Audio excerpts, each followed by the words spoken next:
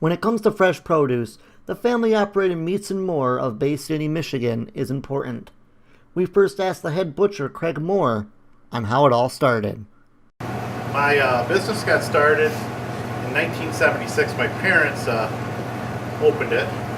It was Dick Chambers Auto Body, and they changed it from that into a meat market. They did it till about 1988. I started taking over when I was in high school. In 1990, I purchased it from my parents. Me and my brother Jeff did, and then from there on out, we've been in business now up to date.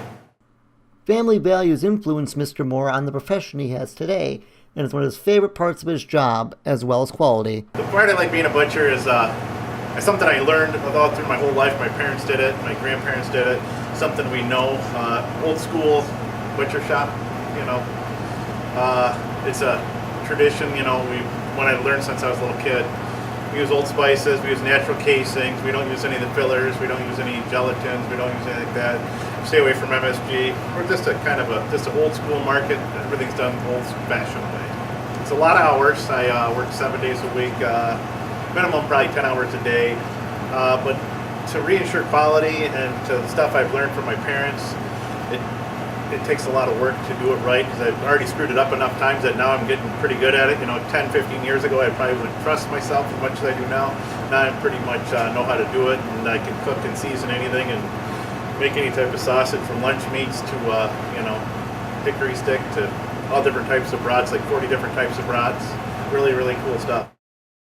A butcher shop wouldn't be complete without its customers, and due to the variety of his store, Mr. Moore always makes sure the customer gets what they wanted.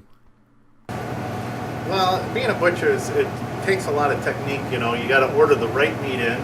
You got to order the right quality in. You can't just go out and buy, like I'm going to go buy New York strip steaks. There's a lot of different grades, a lot of different quality. You got to look at your dates. You got to make sure your dates are right. If your dates ain't right, your quality is not going to be right. Your freshness is going to be screwed up. Your tenderness is going to be screwed up. It takes a lot to, when you walk into Meats and More, you want to be a customer.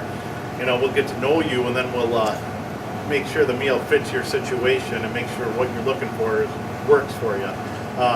That's what's nice about going to a small market. You come into us and say, hey, I'm having 10 people over and I want to do steaks. You can say you want ribeye steak, but ribeye steaks might not be the one thing, the best thing for you right now, because the strip loins are looking a lot nicer. That's where it comes to know your butcher, and the butcher will take care of you and make sure your meal is extra special.